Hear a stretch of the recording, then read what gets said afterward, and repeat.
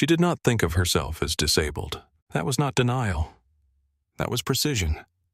She had fibromyalgia and lupus and a right knee that had been reconstructed twice, and she had a blue placard that hung from the rearview mirror of her car and that was issued by the state's Department of Motor Vehicles on the basis of documentation from 3 physicians and a review process that had taken 5 months and that she had found exhausting in the specific way that processes designed to establish legitimacy are exhausting when your legitimacy is not in question, and the process exists regardless. She had the placard. The placard was legitimate. The physicians had been explicit. The state had agreed. The application process had required a form completed by each physician, a statement from her primary care physician, summarizing the medical basis for the accommodation request, and supporting medical records covering the past 2 years. It had required her to submit the application in person at the DMV, which she had done, and to wait for a review that took 4 weeks and to respond to a follow-up request for additional documentation from the rheumatologist that had taken another 3 weeks, and to wait again. The placard had arrived 11 weeks after the initial application. She had put it in the car. She had been using it since. She had applied for it because Dr. Patel had said you should apply for a parking placard. Beverly had said, "I am not sure I need one." Dr. Patel had said the criterion is not whether you need one. The criterion is whether you have a condition that qualifies. She had said you qualify. Beverly had said I walk reasonably well on good days.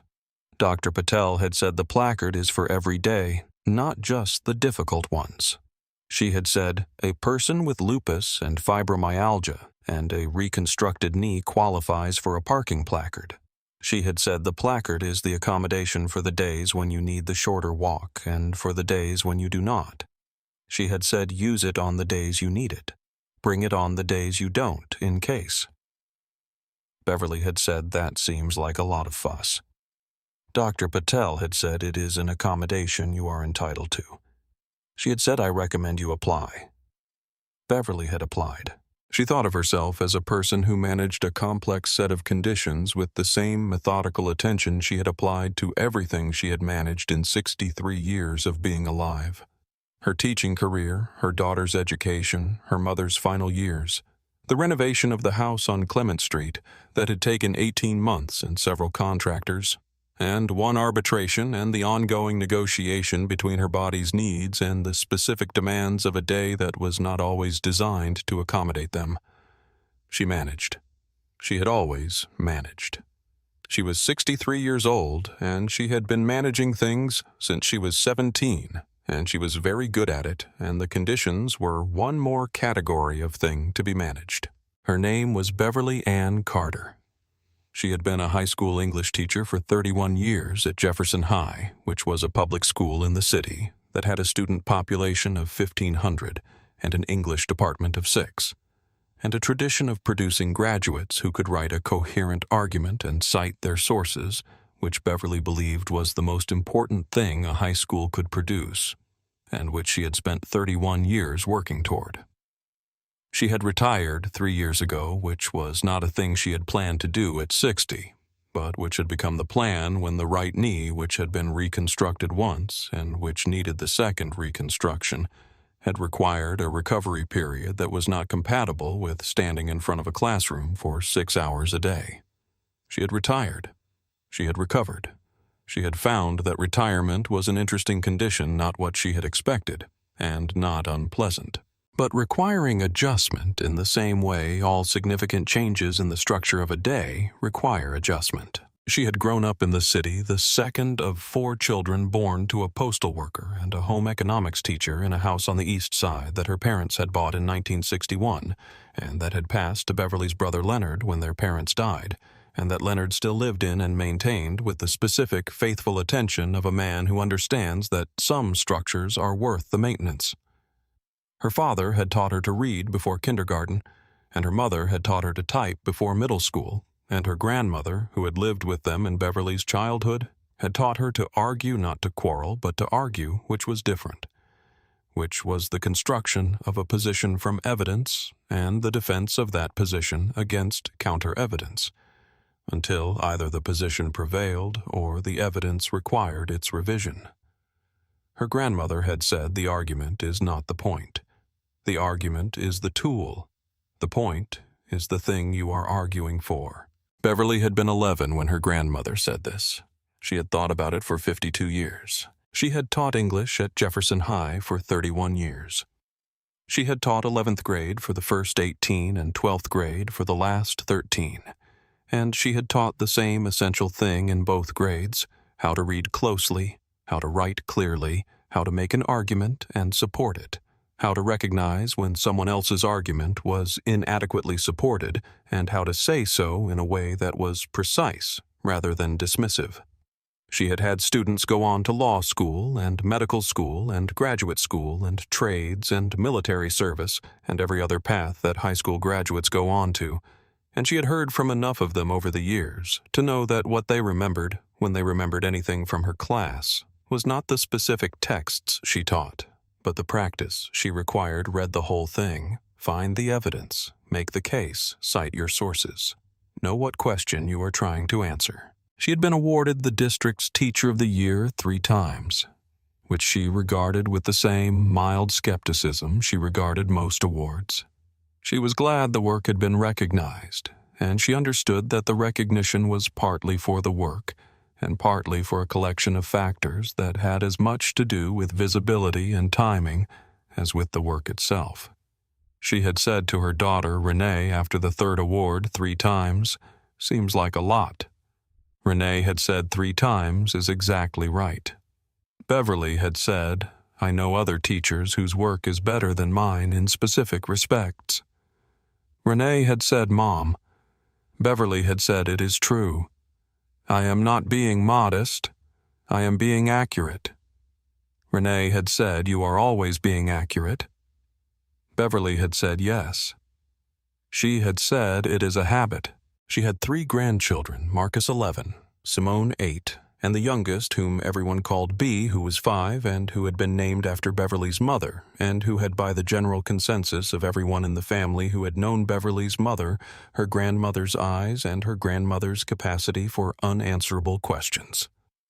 Beverly drove Marcus to his Saturday soccer program every week because Marcus's mother worked Saturdays and his father drove a delivery route, and the Saturday soccer program was at a field complex that was a 20-minute drive from the house and which had accessible parking that Beverly had identified before the first Saturday, and which she used every week with the placard displayed in the rearview mirror and the knee brace on under her slacks, and the specific awareness that a parking space had a specific relationship to a body's capacity to walk from the car to the destination, and that awareness was what the placard was for. The conditions were managed the way Beverly managed everything, not by ignoring them, which she had never tried, and which she understood to be a form of denial that was not available to people who believed in accuracy, but by understanding them clearly and building her day's logistics around what they required. The fibromyalgia was managed with medication and pacing, which meant she understood the difference between a day that had room for effort and a day that did not, and she planned accordingly. The lupus was managed with medication and quarterly appointments and the specific vigilance of a condition that was stable when attended to and problematic when not. The knee was managed with the brace and the specific avoidance of gradients and surfaces and the awareness that a 2-hour walk was different from 2 separate 1-hour walks and that the difference mattered. None of this was drama. It was logistics. Beverly was very good at logistics. She had managed the logistics of 31 years in a classroom which involved standing for 6 hours, managing the energy of 30 teenagers, simultaneously reading 40 papers on a weekend and maintaining the specific attentiveness that teaching required across the full arc of a school year, and the logistics of the conditions were less complex than the logistics of the classroom, though more personal. She had said to her rheumatologist at an appointment in the 2nd year after retirement, "This is more manageable than I expected." Her rheumatologist, whose name was Dr. Monica Patel and who had been Beverly's rheumatologist for 4 years, had said, "What were you expecting?" Beverly had said something harder. Dr. Patel had said, "It is hard." Beverly had said yes. She had said, "But it is manageable." She had said, "I have been managing things for 60 years." She had said, "The tools are different, but the method is the same." Dr. Patel had said, "What is the method?" Beverly had said, "Pay attention." She had said, "Know what you are working with." She had said, "Adjust when the situation requires adjustment and hold the line when it doesn't." Dr. Patel had made a note in the chart. She had said, "That is actually excellent medical advice." Marcus had been brought to Beverly's house every Friday evening by his mother, Beverly's daughter-in-law, Keisha, and picked up every Sunday evening, which gave Beverly the Saturday with him, and the Sunday morning which they usually spent reading or doing the crossword, or in Marcus's current phase, practicing what he called debates, which were arguments about topics he selected and which Beverly was required to take the opposing position on, regardless of her actual view. She found this delightful. She had done the same thing with her students. She had spent 31 years teaching students that a strong argument requires you to understand the counter-argument well enough to argue it yourself. Marcus had inherited this from the heir of the family. She thought the way certain dispositions pass without being taught explicitly. Or possibly he had inherited it from the Friday evenings when he was younger and had sat at the kitchen table doing homework while Beverly graded papers and had sometimes asked her what she was writing in the margins, and she had sometimes read it to him, and he had learned from those evenings something about the way an argument was assessed. The field complex was called Riverside Athletic Park. It had 6 athletic fields on a large parcel of land that was bounded on one side by the river, and on the other 3 sides by a combination of residential streets and a commercial strip.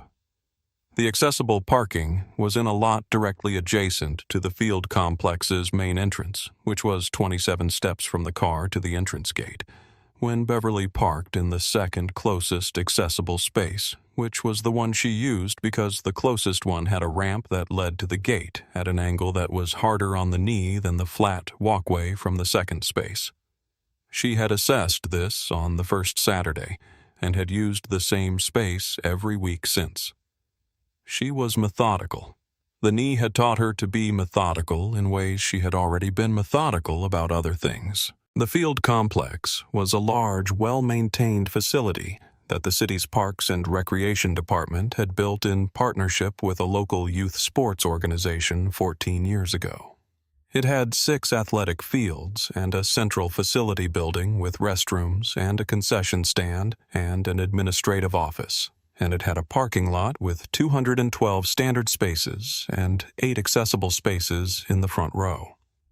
The accessible spaces had been placed according to the city's Accessible Facilities Code, which required a minimum ratio of accessible to total spaces, and required the accessible spaces to be on the shortest accessible route from the parking area to the facility entrance.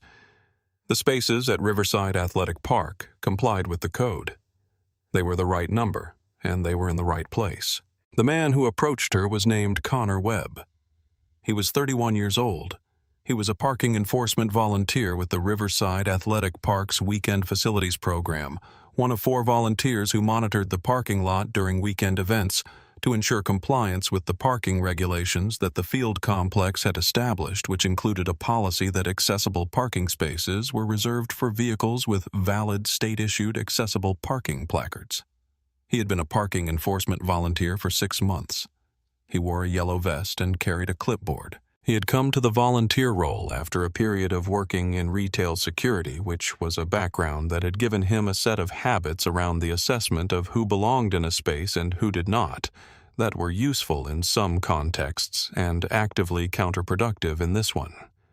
The field complex's volunteer training had covered the basics of the parking enforcement role, which spaces were accessible, what a valid placard looked like, how to document violations, whom to call if a vehicle needed to be ticketed but had not covered the distinction between a parking enforcement volunteer's authorized role and the role of a medical examiner, which were different roles with different authorities and which Connor Webb had not understood to be different. He approached her car on a Saturday morning in September.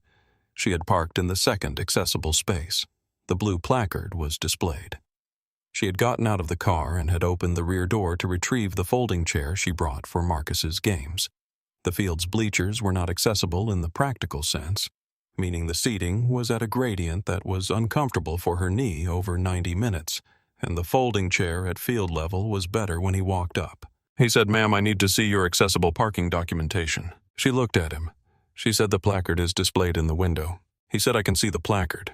I need to see the documentation for the placard." She said, "The placard is the documentation. It is issued by the State Department of Motor Vehicles and it is displayed as required." He said, "I'm seeing some activity that makes me question whether the placard is being used appropriately." She said, "What activity?" He said, "You were moving quickly when you got out of the car." She looked at him for a moment.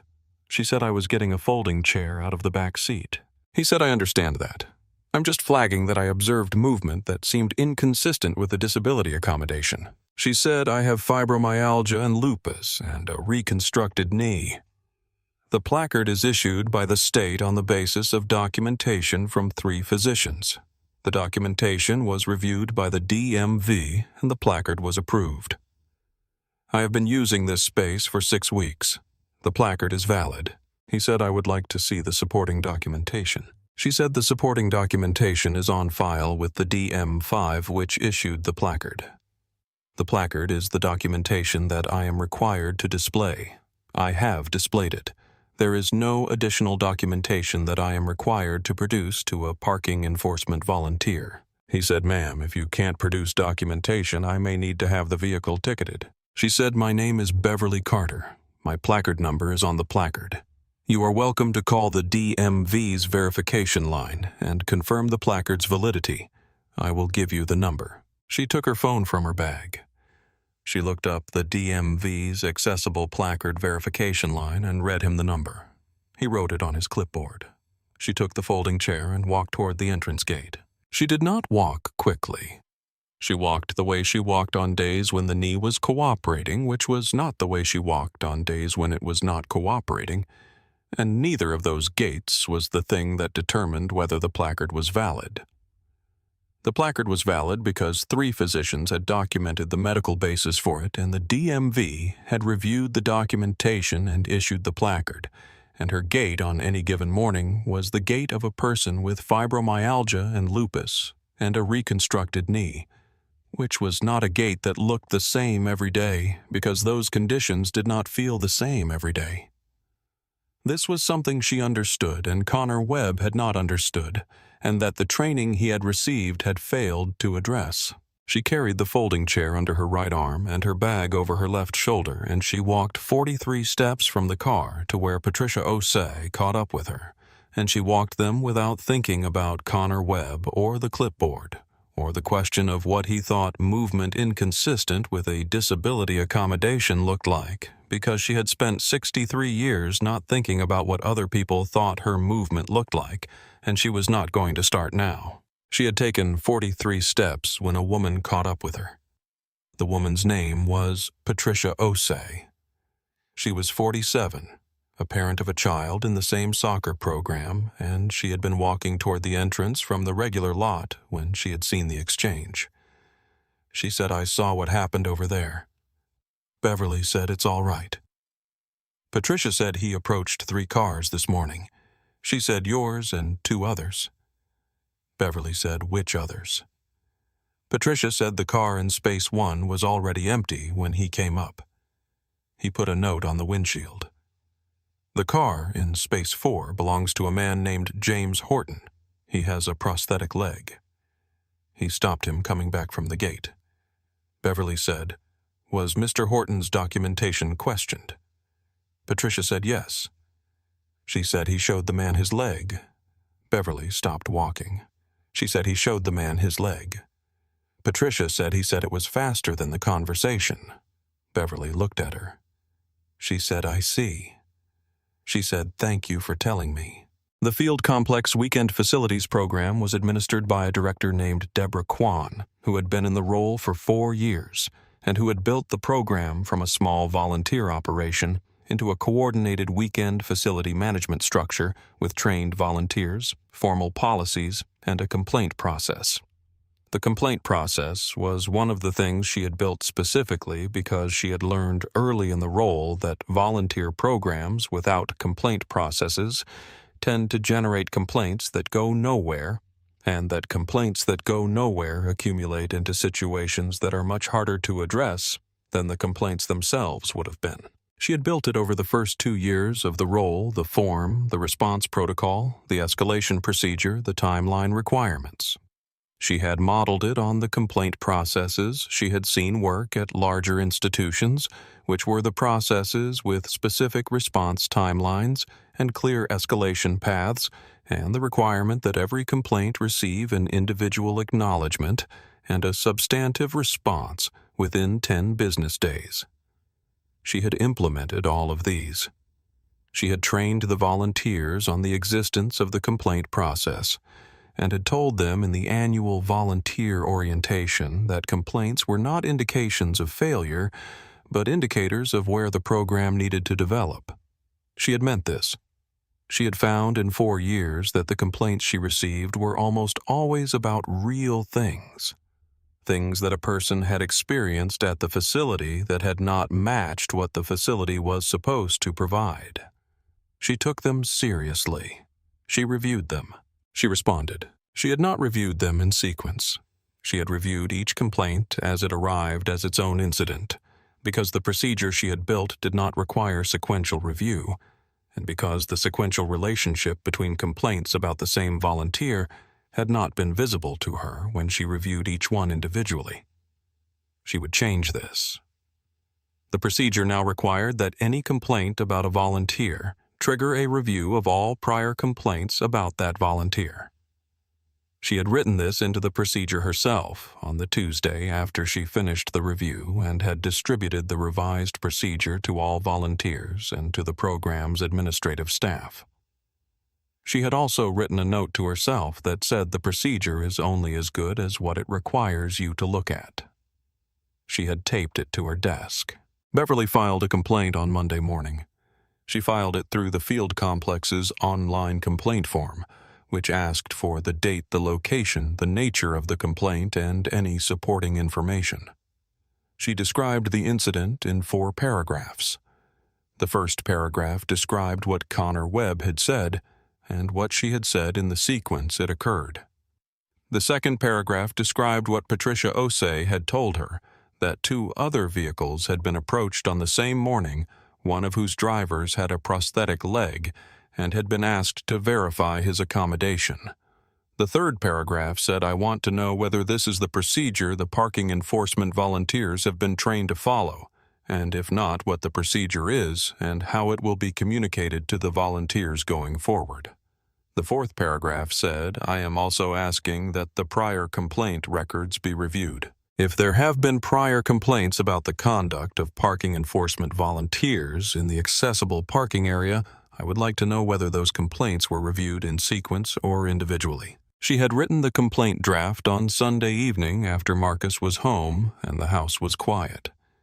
She had written it in 35 minutes, which was about the right amount of time for a document of 4 paragraphs when you knew what you were trying to say. She had taught students for 31 years to understand that the time required to produce a piece of writing was inversely related to the clarity of the writer's understanding of what the piece needed to accomplish. When you knew what you were trying to accomplish, the writing took the time it took. When you did not know, you spent the time trying to figure out what you were trying to accomplish, and the writing waited. Beverly had known what she was trying to accomplish. She was trying to describe an incident precisely, establish a procedure question, and ask for a specific review. She had written it in 35 minutes. She had also known to ask for the sequential review. This was the question her grandmother would have called the right question. Not the question that was most immediately obvious, but the question that, when answered, gave you the most useful information. The most immediately obvious question was this volunteer's conduct appropriate? The right question was, has this happened before, and if so, have the prior instances been read alongside this one? Beverly had known the right question because she had learned from 31 years of teaching that the evidence behind the argument is what determines whether the argument can succeed, and that the evidence was not only the incident itself, but the pattern the incident might belong to, and that asking for the pattern to be examined was the specific thing that could turn a complaint about a single incident into a change that protected the next person. She had submitted the complaint at 9:30 Monday morning.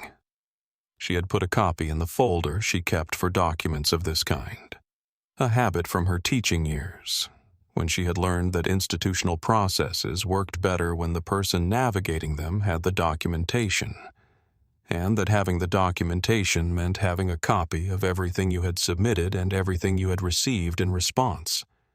She had also sent a copy to Renee because Renee was an attorney, and because attorneys who were also your daughter were the kind of resource you kept updated on situations that had formal complaint components. Renee had written back, "This is a very good complaint." She had said the fourth paragraph is exactly the right question. Beverly had written back, "I know." She had said, "I will let you know what they say." Beverly's daughter Renee, who was 38 and who was an attorney at a firm that did municipal law and who had inherited her mother's habit of keeping a folder and her grandmother's habit of building arguments from evidence, had suggested on Sunday evening when Beverly described the incident that she should also contact the city's disability rights office. Beverly had said, "I want to try the facility's complaint process first." Renee had said why. Beverly had said because if the process works, it should work. She had said, and if it works, the outcome is implemented by the people who run the facility, which means the implementation is more durable, Renee had said. And if it doesn't work, Beverly had said then, "I call you and we talk about the next step." Renee had said, "Fair enough." She had said, "You're going to ask them about the sequential review." Beverly had said, "Of course." Renee had said, "Because." Beverly had said, "Because the question tells you something about the process, regardless of the answer." She had said if they have been reviewing complaints sequentially and have not identified a pattern, the process is working, but the individual complaints are not enough. If they have not been reviewing them sequentially, the process has a gap, and the gap is why the pattern persisted. Either way, asking the question produces information. Renee had said you have been teaching argumentation for 31 years. Beverly had said yes. She had said it shows. Deborah Kwan received the complaint on Monday afternoon. She opened the complaint log. She had 2 prior complaints about Connor Webb.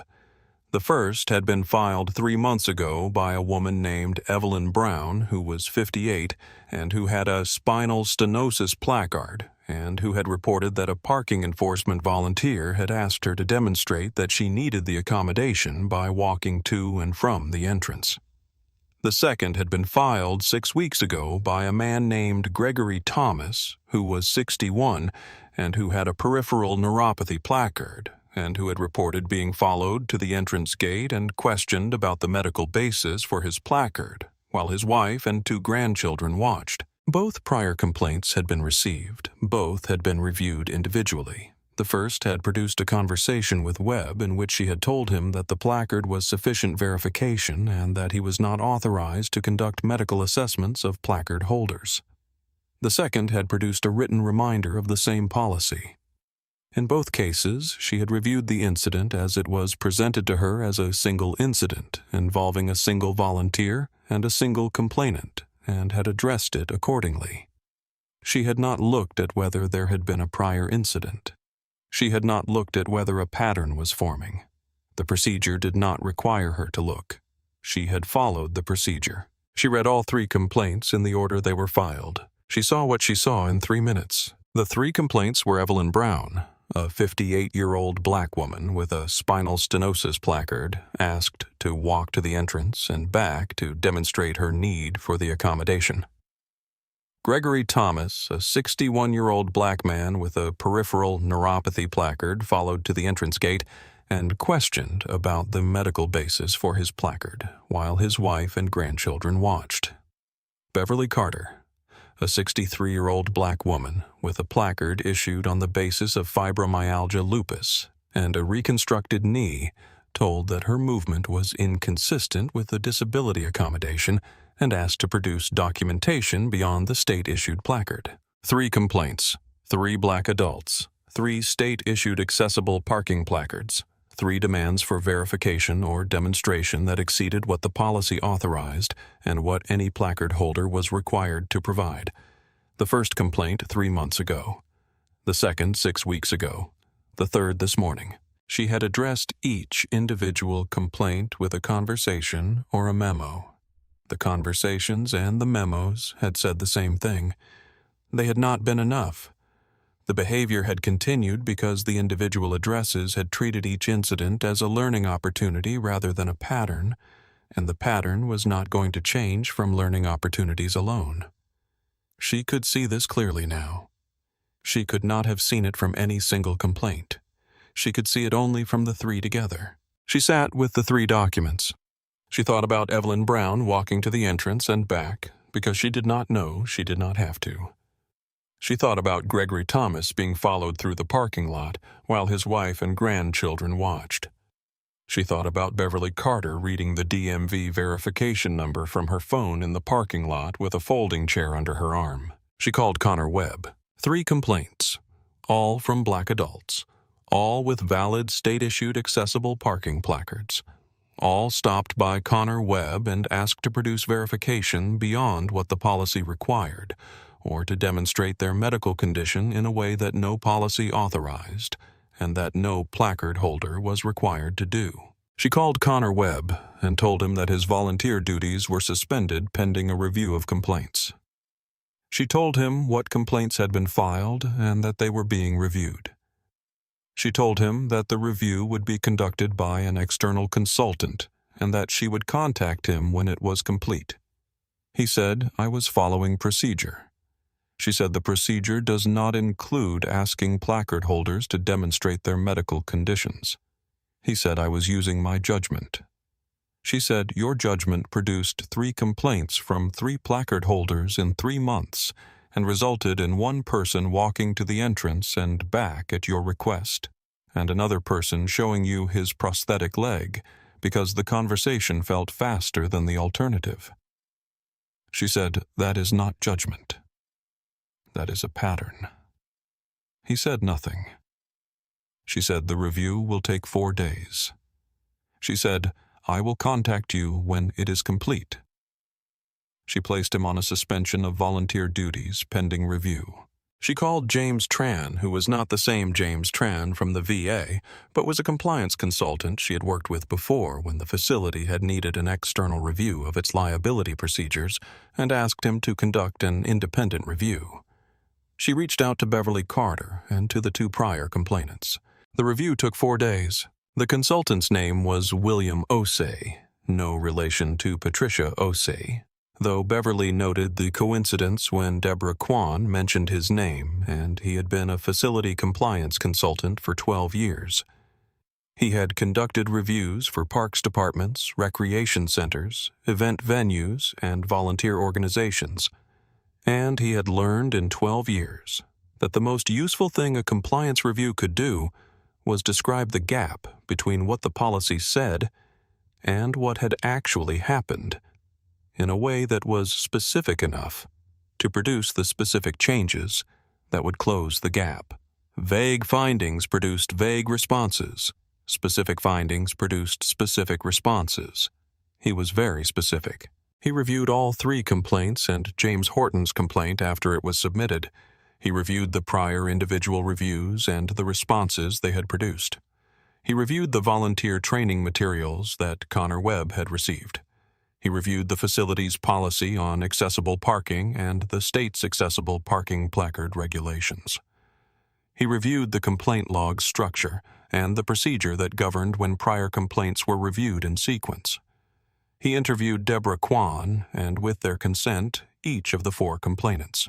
He noted in the draft of his findings, which he showed to Deborah Kwan before finalizing the training materials, contain no explicit instruction that the state-issued accessible parking placard is the complete documentation of authorization and that volunteers have no authority to request medical verification, demonstrate evidence of need, or assess whether a placard holder's physical presentation is consistent with a disability.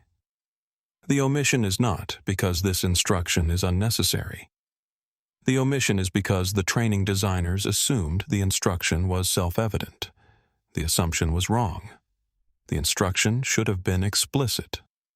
The prior individual reviews missed the pattern because the procedure did not require looking for it. The procedure should require looking for it. All of these gaps are closable. James Horton had not filed a formal complaint on the day he was stopped. He filed one after Deborah Kwan's outreach in which he described the incident with the precision of a retired civil engineer who was accustomed to describing incidents with precision. He said I showed him the prosthesis because I did not want to spend 20 minutes explaining that a state-issued placard represents the documentation of a physician's assessment and that I am not required to produce my medical records to a parking volunteer. He said I want the record to reflect that I showed him the prosthesis not because he was entitled to see it, but because the alternative was a longer conversation and my granddaughter was waiting at the gate. He said I want that to be in the record. Deborah Kwan put it in the record. She put it in the body of her review summary quoted directly with the attribution. Evelyn Brown called rather than writing. She said I want to tell you what he asked me to do. She said he asked me to walk to the gate and back. He said it was to confirm that the placard was being used for its intended purpose. She said I walked. She said I walked because I did not know I did not have to. She said I want you to know that the walk was painful. She said I did not come back to the field for 2 weeks because I was afraid he would be there. Deborah Kwan said, I am sorry. She said you did not have to walk. She said you never had to walk. Evelyn Brown said I know that now. She said I needed someone to tell me then. Deborah Kwan said yes. She said I understand. She said we are going to change the procedure so that no placard holder is ever in that position again. Gregory Thomas's prior complaint had been filed 6 weeks ago. He said when Deborah called, I filed the complaint, and I heard nothing for 6 weeks. I assumed nothing was going to happen. She said I am sorry it took this long. She said the complaint was reviewed individually and addressed with a written reminder. She said it should have been read alongside the first complaint. He said, why wasn't it? She said because the procedure required a third complaint before sequential review was triggered. He said, and now there is a third complaint. She said yes.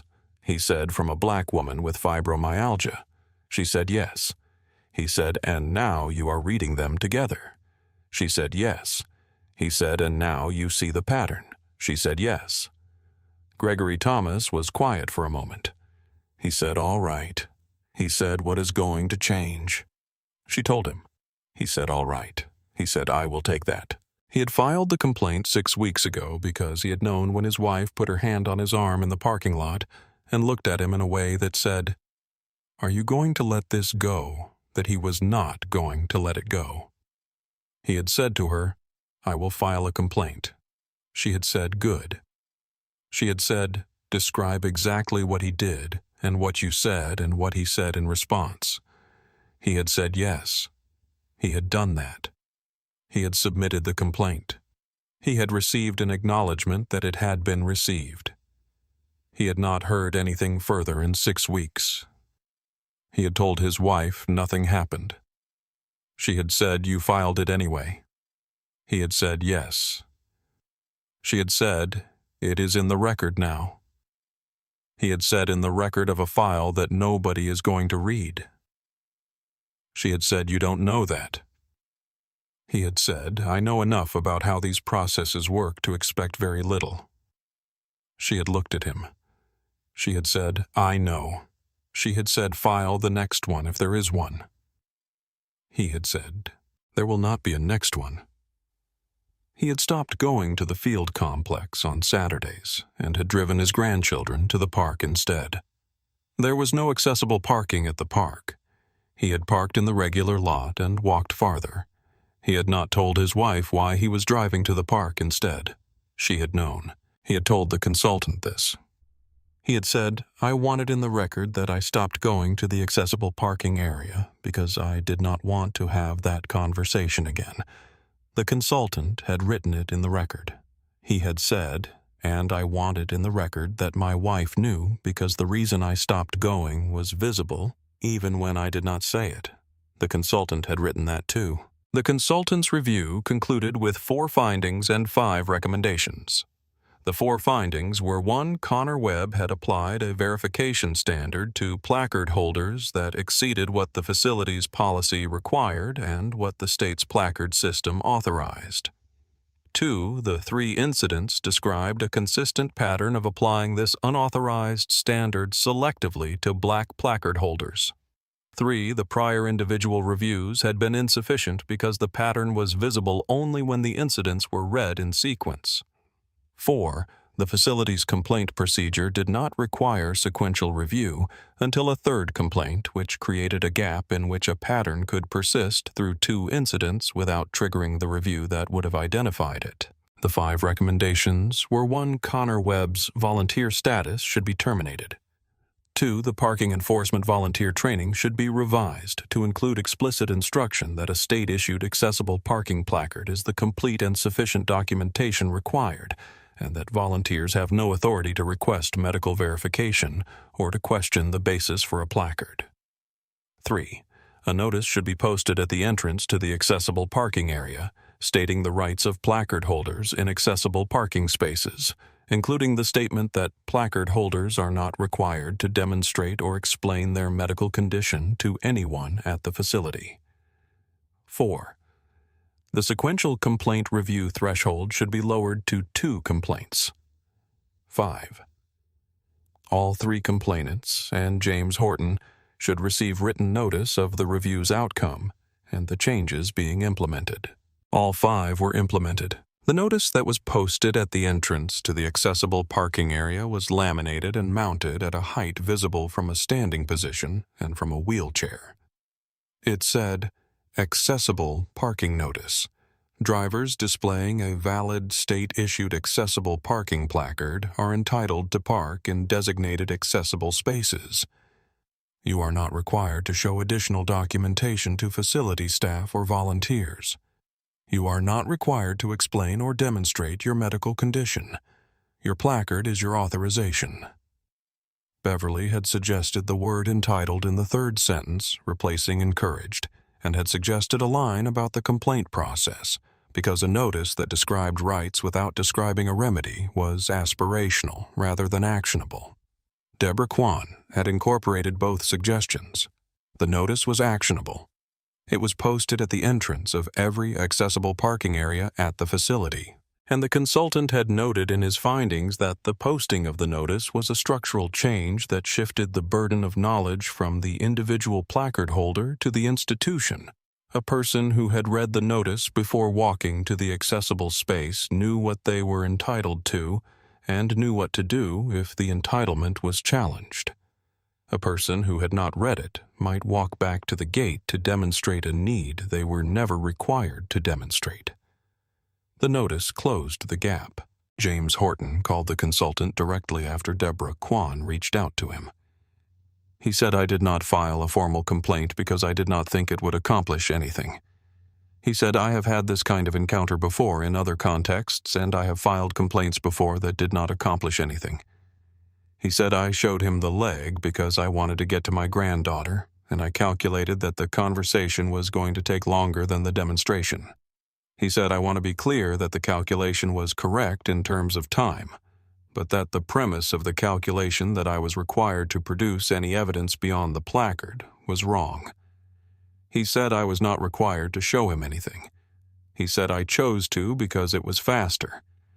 He said, "I want the record to reflect that showing him was my choice and not a requirement, and that the reason I made that choice was that I had no confidence the complaint process would produce anything."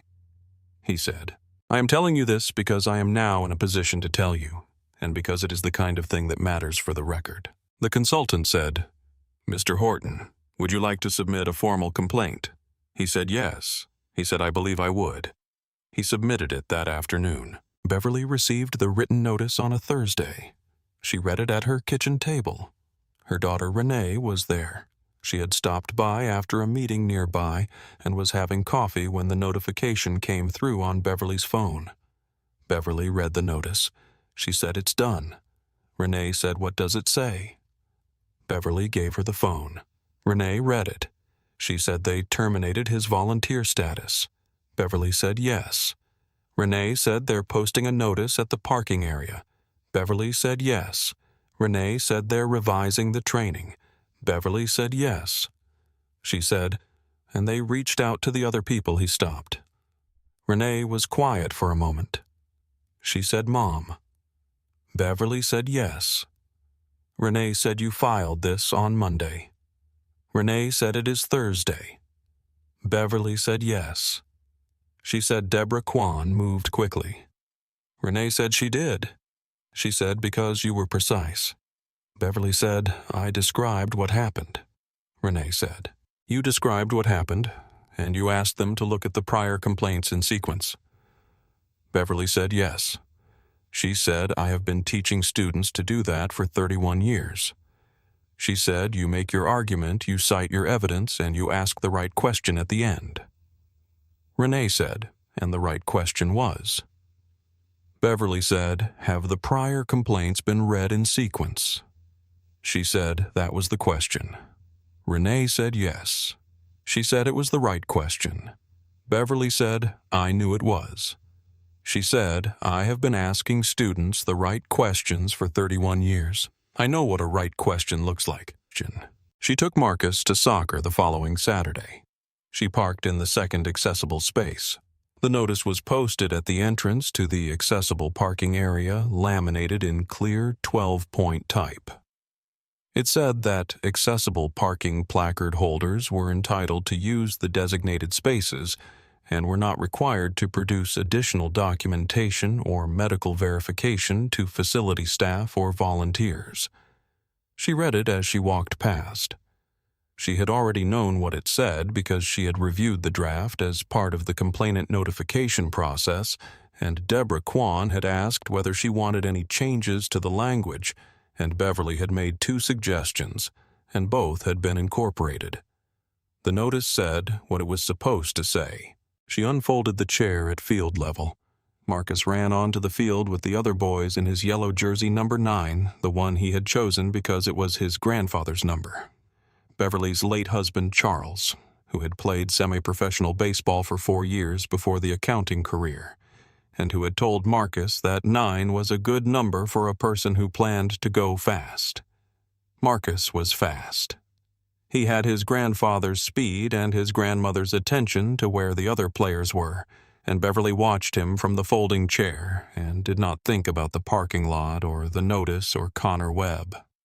She thought about Marcus's position on the field and whether he was anticipating the ball correctly, and whether his knee he had tweaked it in the first game was bothering him today. He did not look like it was bothering him today. She watched him play.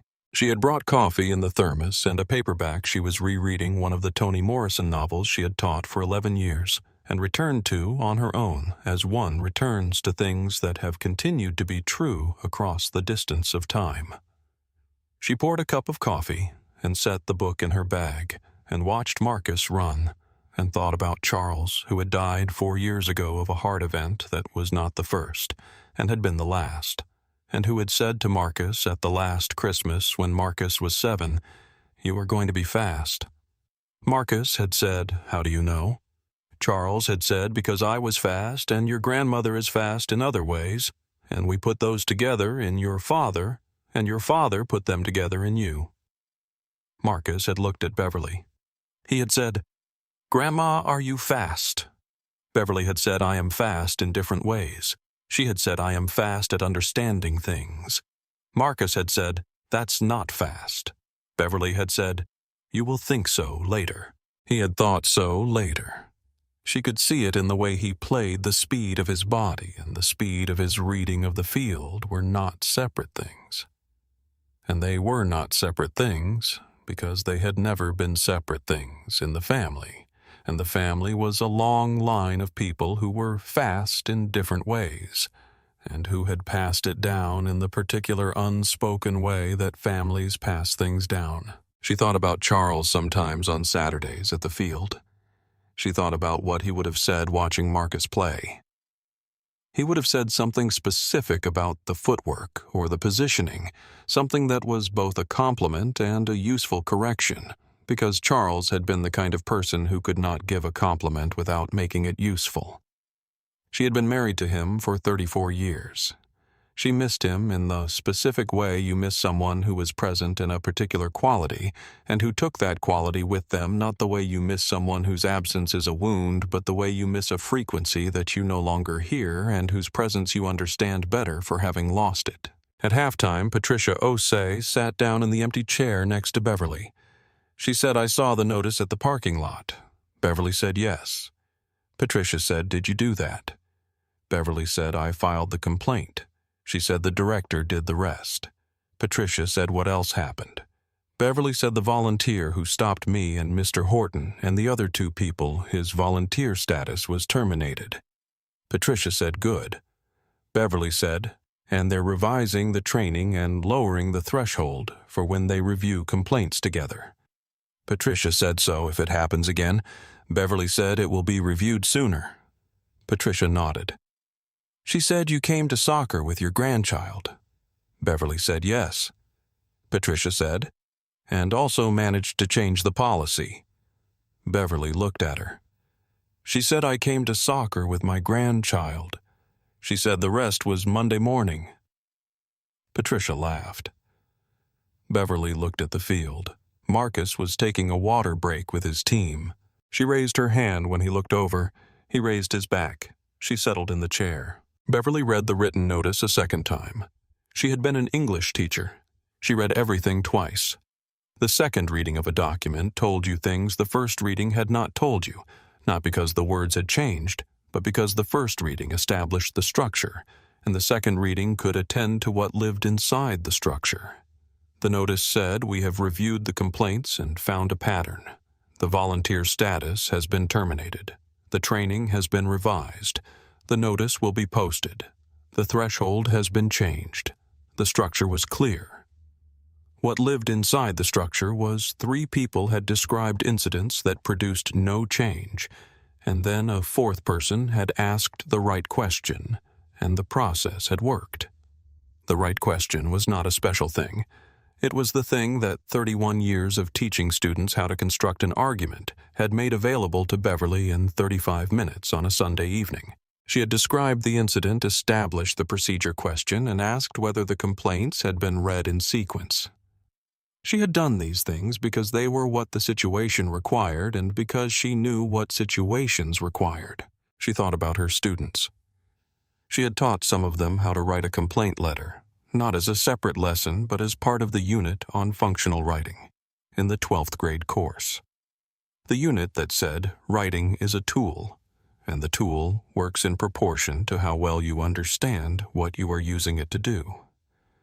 She had taught them to state the incident, state the question, cite the evidence, and ask for what they wanted specifically. She had graded hundreds of complaint letters over 31 years. Some of them were very good.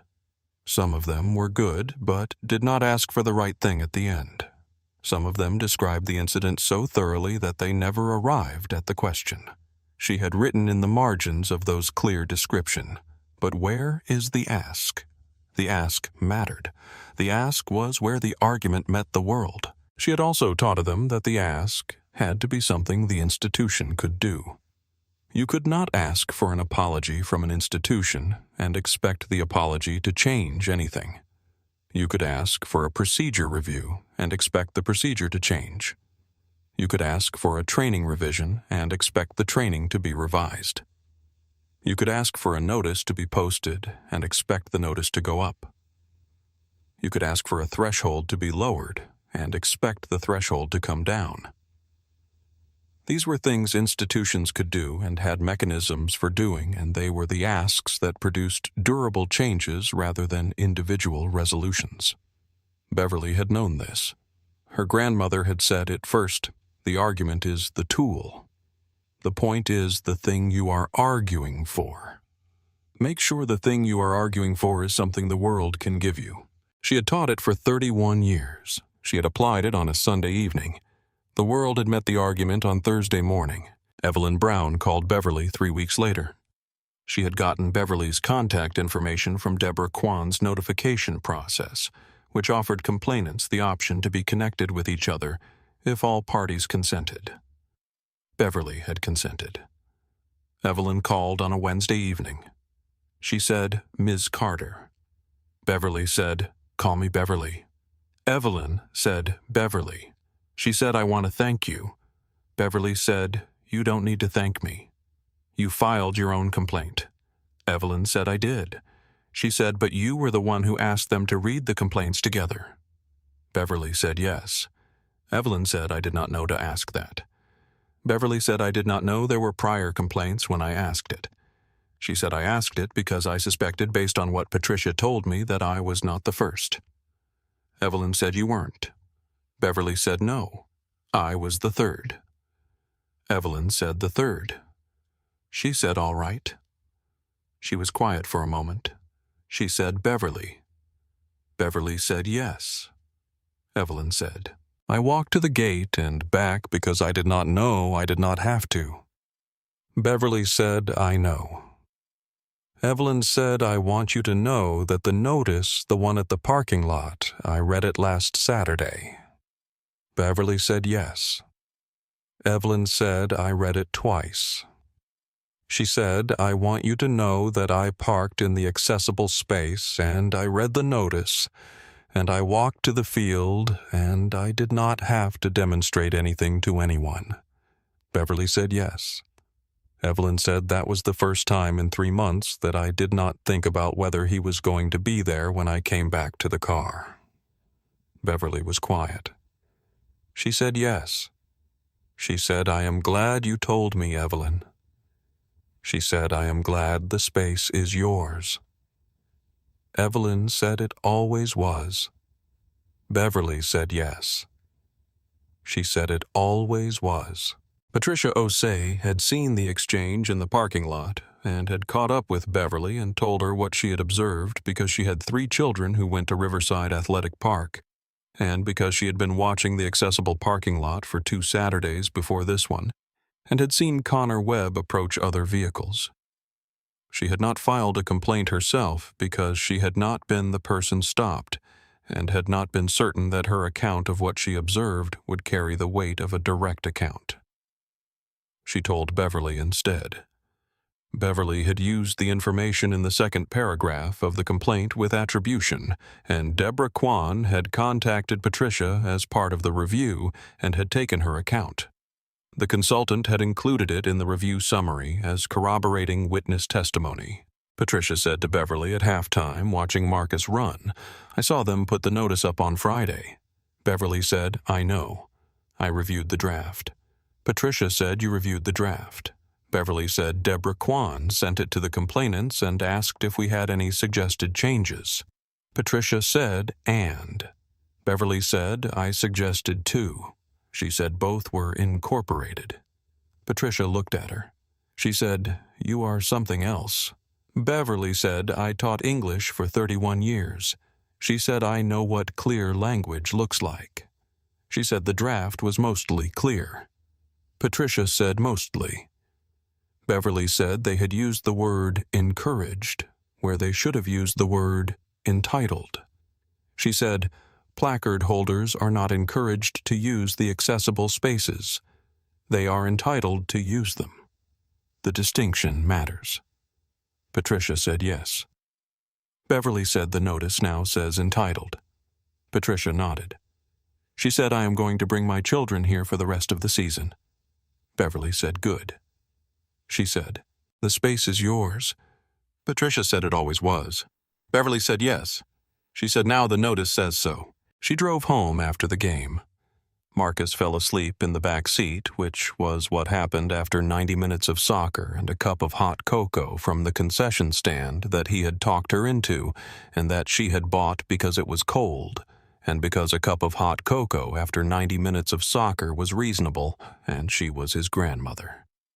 She drove the 20 minutes in the quiet of a sleeping child and a November afternoon, and the specific contentment of a Thursday that had gone well, and a Saturday that was also going well, and a Monday complaint that had been worth filing, and a notice at the parking entrance that said entitled where it was supposed to say entitled, and that would say it next Saturday, and the Saturday after that, and every Saturday until the notice needed replacing, at which point it would be replaced with the same notice saying the same thing, because the notice was now the procedure, and the procedure was what remained after everything else was resolved. She thought 31 years. She had spent 31 years teaching students that the right question was the question that produced the most useful information. She had applied it once on a Sunday evening for herself. She had gotten the answer on Thursday morning. It had taken 37 years of teaching and living and managing and arguing and keeping folders to produce a 4-paragraph complaint that changed a procedure in 4 business days. She thought the argument is the tool. Her grandmother had said it first. Her grandmother had been right. The following Saturday, Evelyn Brown was at the field. Beverly had not known she would be there. They had spoken on the phone but had not met in person. Evelyn's grandson played in a different age group on the same field complex. She was in the accessible parking area when Beverly arrived. She was standing by her car, which was in the 3rd accessible space, reading the notice on the post. Beverly pulled into the 2nd space. Evelyn looked over. Beverly got out. Evelyn said, "Are you Beverly Carter?" Beverly said yes. Evelyn said, "I recognized you from your daughter's profile photo." Beverly said, "Ah." They stood for a moment. Evelyn said, "I read the notice when I came in last week." Beverly said, "I know." Evelyn said, "I read it 3 times." Beverly said, "I read it twice." Evelyn said the word entitled. Beverly said yes. Evelyn said, "I suggested it." Beverly looked at her. She said, "I know." She said, "So did I." Evelyn was quiet for a moment. She said, "Good word." Beverly said yes. She said it is the right word. Subscribe our channel. We follow the women who know what a right question looks like. Like this video if it moved you. Share it with someone who needs to hear this. Comment your thoughts or similar experiences.